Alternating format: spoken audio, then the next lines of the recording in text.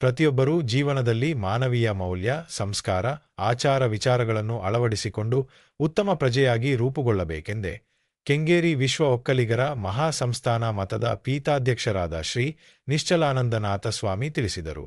ಮದ್ದೂರಿನ ನಗರದ 20ನೇ ವಾರ್ಡಿನಲ್ಲಿ ಸೋಮವಾರ ಸುಮಾರು 22 ಲಕ್ಷ ರು ವೆಚ್ಚದ ಶ್ರೀ ಮದ್ದೂರಮ್ಮ ದೇವರ ಮೂಲ ಮಂಟಪ ನಿರ್ಮಾಣಕ್ಕೆ ಭೂಮಿ ಪೂಜೆ ನೆರವೇರಿಸಿ ಮಾತನಾಡಿದರು. ಸಮಾಜಕ್ಕೆ ನಾವು ದುಡಿದ ಹಣದಲ್ಲಿ ಒಂದಷ್ಟು ಹಣವನ್ನು ನೊಂದವರಿಗೆ ನೀಡುವ ಮೂಲಕ ಅವರ ಬಾಳಿಗೆ ಬೆಳಗಾಗಬೇಕು. ಸಮಾಜದ ಸ್ವಾಸ್ಥ್ಯ ಕಾಪಾಡಲು ಪ್ರತಿಯೊಬ್ಬರೂ ಸಹಕಾರ ನೀಡಬೇಕೆಂದು ತಿಳಿಸಿದರು.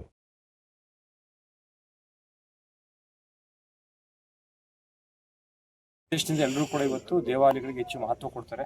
ಇವತ್ತು ಲಕ್ಷಾಂತರ ರೂಪಾಯಿ ಖರ್ಚು ಮಾಡಿ ಒಂದು ಕಲ್ಲಿನ ಮಹಾಮಂಟಪವನ್ನು, ಮಂದಿರವನ್ನು ಮಾಡೋಂಥ ಒಂದು ಸಂದರ್ಭದಲ್ಲಿ ಅವ್ರಿಗೆ ಯಾವುದೇ ಲಾಭ ಇಲ್ಲ. ಏನು ಲಾಭ? ನಮ್ಮ ಧರ್ಮ ಸಂಸ್ಕೃತಿಯನ್ನು, ಆಚಾರ ವಿಚಾರಗಳನ್ನ ರಕ್ಷಣೆ ಮಾಡಿದರೆ ನನಗೊಂದು ಒಳ್ಳೆಯ ಶ್ರೇಯಸ್ಸು ಸಿಗುತ್ತೆ ಅನ್ನೋದು ಅವರ ಭಾವನೆ ಆಗಿರುತ್ತೆ. ಆ ಮಟ್ಟಿಗೆ ಆ ತಾಯಿ ಮದ್ದೂರಮ್ಮ ಈ ಒಂದು ವಿಶೇಷವಾದಂಥ ಘನ ಕಾರ್ಯಕ್ಕೆ ಆಶೀರ್ವದಿಸಲಿ, ಎಲ್ಲರ ಪ್ರೀತಿ ಅವ್ರ ಮೇಲೆ ಸಿಗಲಿ. ಇದು ಪ್ರೀತಿಯಿಂದ ಈ ದೇವಾಲಯ ನಿರ್ಮಾಣವಾಗಲಿ. ಹಿಂದೂ ದೇವಾಲಯಗಳಿಗೆ ಯಾರನ್ನೂ ರಿಸ್ಟ್ರಿಕ್ಟ್ ಮಾಡಲ್ಲ ನಾವು, ಅಲ್ವಾ? ಎಲ್ಲವೂ ಕೂಡ ತೆರೆದ ಪುಸ್ತಕವಿದ್ದ ಹಾಗೆ ಹಿಂದೂ ಧರ್ಮ. ಯಾರು ಈ ದೇಶವನ್ನು, ಈ ಧರ್ಮವನ್ನು, ಈ ನೆಲವನ್ನು, ಈ ನೆಲದ ಗುಣವನ್ನು, ಈ ನೆಲದ ಜನಸಮುದಾಯವನ್ನು, ನಾವೆಲ್ಲರೂ ಭಾರತೀಯರು, ನಾವೆಲ್ಲರೂ ಕೂಡ ಭಾರತ ದೇಶದಲ್ಲಿ ಹುಟ್ಟಿದ್ದೀವಿ, ಆ ತಾಯಿಗೋಸ್ಕರ, ಆ ದೇವಿಗೋಸ್ಕರ, ಆ ಒಂದು ಭಾರತಾಂಬೆಗೋಸ್ಕರ ಬದುಕ್ತೀವಿ ಅನ್ನೋ ಭಾವನೆ ಇಟ್ಕೊಂಡಿರ್ತಾರೋ ಅವರೆಲ್ಲರೂ ಕೂಡ ಭಾರತೀಯ ಧರ್ಮಸ್ಥರು. ಅವ್ರ ಮನೆಗಳಲ್ಲಿ ಯಾವುದಾದ್ರೂ ಧರ್ಮ ಆಚರಣೆ ಮಾಡಬಹುದು, ಅದಕ್ಕೆ ನಾವ್ಯಾರು ಕೂಡ ಅಡ್ಡಿಪಡಿಸುವಂಥದ್ದು ಅಗತ್ಯ ಇಲ್ಲ. ಆ ಭಾವನೆಯೂ ಕೂಡ ನಾವು ಇಟ್ಕೋಬಾರ್ದು. ಎಲ್ಲ ಧರ್ಮಗಳನ್ನ ಪ್ರೀತಿಸಬೇಕು, ಎಲ್ಲ ಜನರನ್ನು ಪ್ರೀತಿಸಬೇಕು. ಜಾತಿ ಧರ್ಮದ ಆಚೆಗೆ ಇರುವಂಥದ್ದೇ ಒಂದು ಶ್ರೇಷ್ಠ ಧರ್ಮ, ಅದು ಮಾನವ ಧರ್ಮ. ಅಂತಹ ಮಾನವ ಧರ್ಮ ಸಂಸ್ಕೃತಿಯನ್ನು ಕಲಿಸುವಂಥ ಒಂದು ನಿರಂತರ ಆಚರಣೆಯ ಕೇಂದ್ರ, ಸಂಸ್ಕಾರ ಕೇಂದ್ರ ಅಂದರೆ ದೇವಾಲಯಗಳು. ಅಂತಹ ಒಂದು ಘನ ಕಾರ್ಯವನ್ನು ಮಾಡುವಂಥ ಇವತ್ತು ನಾವೆಲ್ಲರೂ ಕೂಡ ವಿಶೇಷವಾಗಿ ಭಾಗವಹಿಸಿದ್ದೀವಿ. ಆ ಭಗವಂತ ಎಲ್ಲರಿಗೂ ಕೂಡ ಒಳ್ಳೇದು ಮಾಡಲಿ, ಆರೋಗ್ಯವನ್ನು ನೀಡಲಿ, ಒಳ್ಳೆಯ ಕೆಲಸಕ್ಕೆ ಸದಾ ನಾವು ಮುಂದೆ ನಿಂತ್ಕೊಳ್ಳೋಣ ಅಂತ ಹೇಳ್ತಾ, ಮತ್ತೊಮ್ಮೆ ಪ್ರಸನ್ನ ಕುಮಾರ್ ಅವರ ದಂಪತಿಗಳಿಗೆ ಮತ್ತು ಇರೋಂಥ ಎಲ್ಲ ಹಿರಿಯರಿಗೆ ಮತ್ತು ಎಲ್ಲ ಚಿಕ್ಕ ಮಕ್ಕಳು, ವಿಶೇಷವಾಗಿ ನಮ್ಮ ಪೂಜಾ ಕಾರ್ಯಕ್ರಮವನ್ನು ಮಾಡಿಕೊಟ್ಟಂಥವರು ಕೂಡ ಒಂದು ಭಕ್ತಿ ಭಾವ ಶ್ರದ್ಧೆಯಿಂದ ಮಾಡಿಕೊಟ್ಟಿದ್ದಾರೆ. ಎಲ್ಲರೂ ಕೂಡ ಒಳ್ಳೆಯದಾಗಲಿ ಅಂತೇಳಿ ಅಂತೇಳಿ ಈ ಪ್ರಯತ್ನ ಮಾಡಿ ಈಗಾಗಲೇ ಎಲ್ಲ ಸಿದ್ಧತೆಗಳನ್ನು ಮಾಡಿಕೊಂಡಿದ್ದಾರೆ. ಇವತ್ತು ಒಂದು ಸಾಂಕೇತಿಕವಾಗಿ ಗುದ್ದಲಿ ಪೂಜೆಯನ್ನು, ಶಂಕುಸ್ಥಾಪನೆಯನ್ನು ಮಾಡ್ತಾ ಇದ್ದೀವಿ. ಈ ಭಾಗದ ಶಾಸಕರು ಕೂಡ ಭಾಗವಹಿಸಬೇಕಾಗಿತ್ತು, ಅವರು ಕೂಡ ಬಂದು ಈ ಒಂದು ಕಾರ್ಯದಲ್ಲಿ ಭಾಗವಹಿಸ್ತೀವಿ ಅಂತ ಹೇಳಿದ್ದಾರೆ. ಈ ಒಂದು ಕಾರ್ಯಕ್ಕೆ ಎಲ್ಲ ಸುತ್ತಮುತ್ತಲ ನಗರವಾಸಿಗಳು, ಈ ವಾರ್ಡ್ನ ಎಲ್ಲ ವಾಸಿಗಳು ಕೂಡ ಸಹಕಾರ ಕೊಟ್ಟರೆ 1 ವರ್ಷದೊಳಗಡೆ ಈ ಒಂದು ಕಲ್ಲಿನ ಮಹಾಮಂಟಪ, ಮಂದಿರ ನಿರ್ಮಾಣ ಆಗಲಿಕ್ಕೆ ಸಾಧ್ಯ ಆಗುತ್ತೆ. ಆ ಒಂದು ಉದ್ದೇಶವನ್ನು ಕೂಡ ಅವರು ಇಟ್ಟುಕೊಂಡು ಅವರೇ ಮುಂದಾಳತ್ವ ವಹಿಸಿಕೊಂಡು ಈ ಒಂದು ಮಂಟಪವನ್ನು ಮಾಡ್ತಾ ಇರೋಂಥದ್ದು ಭಾಳ ಸಂತೋಷ ಸಂಗತಿ. ದೇವರು ಅವರಿಗೆ ಹೆಚ್ಚಿನ ಶಕ್ತಿಯನ್ನು ಕೊಡಲಿ.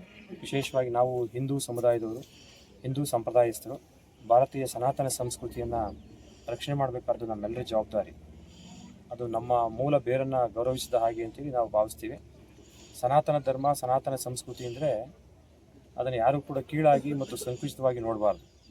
ಸನಾತನ ಅಂದರೆ ಪವಿತ್ರವಾದದ್ದು ಅಂತ, ಸನಾತನ ಅಂದರೆ ಪುರಾತನವಾದದ್ದು ಅಂತ, ಸನಾತನ ಅಂದರೆ ಎಲ್ಲರನ್ನೂ ಪ್ರೀತಿಸಿ ಎಲ್ಲರ ಏಳಿಗೆಗಾಗಿ ಒಂದು ಕೈಂಕರ್ಯವನ್ನು ಮಾಡುವಂಥ ಒಂದು ಧರ್ಮ, ಅದು ಸನಾತನ ಧರ್ಮ.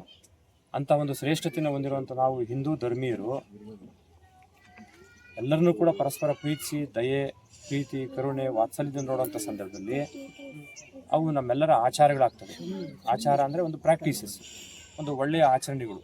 ನಾವು ಹೇಗೆ ಮನೆಯಲ್ಲಿ ತಾಯಿ ಮಗುವಿಗೆ ನೀನು ಒಳ್ಳೆಯ ವ್ಯಕ್ತಿ ಆಗಬೇಕು, ದೊಡ್ಡ ವ್ಯಕ್ತಿ ಆಗಬೇಕು, ಚೆನ್ನಾಗಿ ಬೆಳಿಬೇಕು, 4 ಜನರ ಹತ್ರ ಒಳ್ಳೆಯವನು ಅನಿಸ್ಕೋಬೇಕು ಅಂತ ಹೇಳ್ಕೊಡ್ತಾರೋ, ಅದು ಕೂಡ ಒಂದು ಸನಾತನ ಧರ್ಮದ ಒಂದು ಪ್ರಕ್ರಿಯೆ.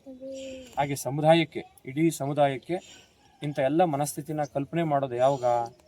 ಅದು ಒಂದು ದೇವಾಲಯದಲ್ಲಿ ದೇವರ ಕಾರ್ಯಕ್ರಮ ಮಾಡಿದಂಥ ಸಂದರ್ಭದಲ್ಲಿ, ಜಾತ್ರೆಗಳು, ಉತ್ಸವಗಳು, ಮೆರವಣಿಗೆಗಳು, ಆಚರಣೆಗಳು, ಹಬ್ಬ ಹರಿದಿನಗಳು ಮಾಡಿದಂಥ ಸಂದರ್ಭದಲ್ಲಿ ಈ ಧಾರ್ಮಿಕ ಕೇಂದ್ರವಾಗಿ, ಒಂದು ಮಂದಿರವಾಗಿ ದೇವಾಲಯ ನಮಗೆ ಪ್ರಸ್ತುತ ಆಗುತ್ತೆ. ಯಾಕೆ ಹಿರೀಕರೆಲ್ಲರೂ ಕೂಡ ದೇವಾಲಯಗಳನ್ನ ನಿರ್ಮಾಣ ಮಾಡ್ತಾಯಿದ್ರು? ಎಷ್ಟೋ 300 ವರ್ಷಗಳ ಹಿಂದೆ ಇಲ್ಲೊಂದು ಮಂಟಪವನ್ನು ಯಾರೋ ಪುಣ್ಯಾತ್ಮರು ಈ ಭಾಗದಲ್ಲಿ ವಾಸ ಮಾಡ್ತಂಥ ಹಿರೀಕರು ಮಾಡಿ ಹೋಗಿದ್ದಾರೆ. ಅವರು ಮಾಡಿದ್ದನ್ನ ಉಳಿಸ್ಕೋಬೇಕು ಅನ್ನೋದು ಪ್ರಸನ್ನ ಕುಮಾರು ಮತ್ತು ಇದರ ಎಲ್ಲ ಈ ಸುತ್ತಮುತ್ತಲ ಈ ವಾರ್ಡ್ನ ಹಿರಿಯರು ಮತ್ತು ಆ ಒಂದು ನಿವಾಸಿಗಳ ಒಂದು ಉದ್ದೇಶ. ಇದನ್ನು ಉಳಿಸ್ಕೊಂಡ್ರೆ ಏನು ಲಾಭ ಆಗುತ್ತೆ? ದೇವಾಲಯದಲ್ಲಿ ಪೂಜಾ ಕಾರ್ಯಕ್ರಮ ನಡೀತವೆ, ಹಬ್ಬ ಹರಿದಿನಗಳು ನಡೀತವೆ, ಜಾತ್ರೆಗಳು ನಡೀತವೆ. ಆವಾಗ ಎಲ್ಲರೂ